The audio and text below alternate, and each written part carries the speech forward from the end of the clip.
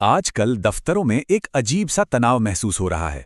एक तरफ हैं सालों के तजर्बे वाले लीडर्स और दूसरी तरफ है नई पीढ़ी जेन ज़ी, और इन दोनों के बीच का टकराव धीरे धीरे बढ़ता ही जा रहा है। तो क्या ये सिर्फ एक जनरेशन गैप है या फिर हमारे काम करने का तरीका ही हमेशा के लिए बदल रहा है? चलिए इसी में थोड़ा और गहराई से उतरते हैं। तो ये जो तनाव है, इसे समझने के लिए सिर्फ सुनी सुनाई बातों से काम नहीं चलेगा। हमें आंकड़ों को देखना होगा। और सच कहूं, जो आंकड़े सामने आ रहे हैं ना, वो असल में काफी चौंकाने वाले हैं। जरा इस नंबर को देखिए, 75%। मतलब हर 4 में से 3 मैनेजर, 3 वो हाल ही में कॉलेज से निकले नौजवानों के काम से खुश नहीं हैं।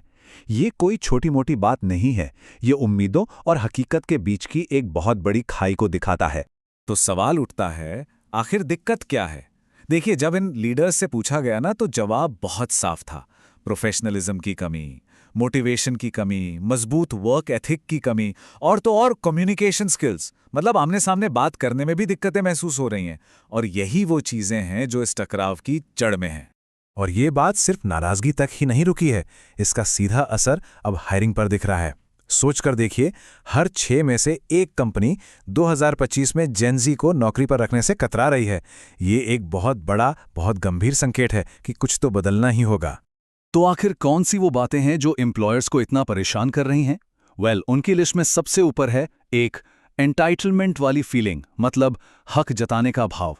फिर यह कि वो प्रेशर ठीक से हैंडल नहीं कर पाते। कोई नेगेटिव फीडबैक मिले तो उससे डील करना मुश्किल हो जाता है। और हाँ, सैलरी की उम्मीदें भी काफ़ी ज़्यादा हैं। और जॉब हॉपिंग, मतलब जल्दी जल्दी नौकरी बदलने का ट्रेंड भी बहुत है। लेकिन देखिए, सिर्फ उंगली उठाना या कमियां गिनाना काफी नहीं है। हमें इसके पीछे की वजह को भी समझना होगा। मतलब इस पीढ़ी की सोच आखिर ऐसी बनी तो बनी क्यों? वो कौन से हालात थे, कौन से अनुभव थे जिन्होंने उन्हें ऐसा बनाया है? सबसे पहले तो यह समझना जरूरी है कि जेन ज़ी कोई पहली पीढ़ी नहीं है जो वर्कफोर्स में आई है। इनसे पहले बेबी बूमर्स थे, जेन एक्स थे, मिलेनियल्स थे, और हर एक पीढ़ी ने दुनिया को अपने अपने नजरिए से देखा। सीधी सी बात है, हर पीढ़ी अपने समय के हिसाब से ढलती है। और बस यहीं पर जेन ज़ी सबसे अलग हो जाती है। ये वो पहली पीढ़ी है जो इंटरनेट, स्मार्टफोन और सोशल मीडिया के साथ ही बड़ी हुई है। मतलब टेक्नोलॉजी इनके लिए कोई नई चीज या कोई टूल नहीं है, ये तो इनकी दुनिया का एक हिस्सा है। और इसी ने इनके सोचने, बात करने और काम करने के तरीके को, आप कह सकते हैं, जड़ से ही बदल दिया है। 1 मिनट के लिए सोचिए कि इस पीढ़ी ने देखा क्या क्या है। पढ़ाई का जबरदस्त प्रेशर, इकोनॉमिक अनिश्चितता, लॉकडाउन के दौरान अकेले बैठकर ऑनलाइन पढ़ाई करना, और सबसे बड़ा सोशल मीडिया पर दूसरों की परफेक्ट जिंदगी से हर पल अपनी तुलना करना। इन सारे अनुभवों ने मिलकर इनके नजरिए को एक बहुत गहरा आकार दिया है। और इन्हीं सब वजहों का नतीजा ये है कि जेन ज़ी की जो प्राथमिकताएं हैं, जो वैल्यूज हैं, वो पिछली पीढ़ियों से एकदम अलग हैं। उनके लिए सफलता के मायने ही बदल चुके हैं।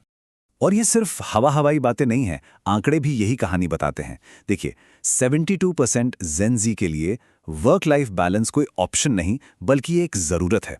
और तो और 62% लोग बेहतर बैलेंस के लिए अपनी सैलरी भी कम करने को तैयार हैं। ये एक बहुत बड़ा शिफ्ट है। तो कुल मिला के हम देख क्या रहे हैं, सफलता की परिभाषा ही बदल रही है। जहां पहले सक्सेस का मतलब था प्रमोशन पाना, कॉर्पोरेट लैडर चढ़ना और पैसा कमाना, वहीं अब जेन ज़ी के लिए सक्सेस का मतलब है ऐसा काम करना जिसका कोई मकसद हो, अपनी पर्सनल और प्रोफेशनल लाइफ में एक बैलेंस हो, और सबसे ज़रूरी मेंटल पीस यानी मानसिक शांति हो। इसी नई सोच से एक नया ट्रेंड भी निकला है, क्वाइट क्विटिंग। अब इसका मतलब ये नहीं है कि नौकरी छोड़ दी, नहीं, इसका मतलब है काम से इमोशनली दूर हो जाना। मतलब बस उतना ही काम करना जितने के पैसे मिल रहे हैं, कोई एक्स्ट्रा एफर्ट नहीं, कोई ऊपर से जिम्मेदारी नहीं। ये एक तरह का खामोश विरोध है। और ये जो क्वाइट क्विटिंग है, ये एंटी हसल कल्चर का ही एक बड़ा हिस्सा है। ये कल्चर उस पुरानी सोच को पूरी तरह से खारिज करता है कि कामयाब होने के लिए दिन रात पागलों की तरह काम करना पड़ता है। नहीं, ये कल्चर कहता है कि आपकी जिंदगी के दूसरे पहलू, आपकी हेल्थ, आपके रिश्ते, आपके शौक, ये भी उतने ही जरूरी हैं और इन्हें प्राथमिकता मिलनी चाहिए। तो ठीक है, प्रॉब्लम तो समझ आ गई, पर अब सवाल यह है कि इस खाई को भरा कैसे जाए। अब सिर्फ प्रॉब्लम की नहीं, सल्यूशन की बात करते हैं। और एक बात साफ है, ये जिम्मेदारी सिर्फ एक तरफ की नहीं है, ये दोनों पक्षों की है। और सबसे जरूरी बात यह है कि ये कोई ब्लेम गेम नहीं है। यहां किसी पर इल्जाम लगाने से कुछ नहीं होगा। असली सल्यूशन तो एक दूसरे को समझने में है, एक कॉमन ग्राउंड खोजने में है, जहां दोनों ही पक्ष थोड़ा थोड़ा एडजस्ट करने को, थोड़ा थोड़ा बदलने को तैयार हों। तो लीडर्स और कंपनियों के लिए रास्ता क्या हो सकता है? पहला, मेंटरशिप प्रोग्राम्स को बढ़ावा देना होगा, जहां एक्सपीरियंस शेयर हो सके। दूसरा, एक ऐसा माहौल बनाना होगा जहां हर तरह की आवाज सुनी जाए और उसकी वैल्यू हो। तीसरा, ओपन कम्युनिकेशन को बढ़ावा देना होगा ताकि डिजिटल और फेस टू फेस बातचीत का गैप भरे। और चौथा, अपनेपन की भावना पैदा करनी होगी ताकि लोग बार बार नौकरी बदलने के बारे में सोचे ही नहीं। अब सिक्के का दूसरा पहलू देखते हैं। जो नए लोग वर्कफोर्स में आ रहे हैं, उनके लिए भी एक रोड मैप है। उन्हें भी कोच किए जाने के लिए तैयार रहना होगा। मतलब फीडबैक को नेगेटिव तरीके से नहीं, बल्कि सीखने के एक मौके की तरह देखना होगा। अपने डिजिटल स्किल्स के साथ साथ लोगों से आमने सामने बात करने की कला को भी मजबूत करना होगा।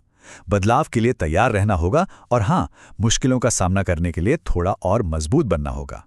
और आखिर में एक बात है जो किसी भी पीढ़ी के लिए सच है और हमेशा सच रहेगी।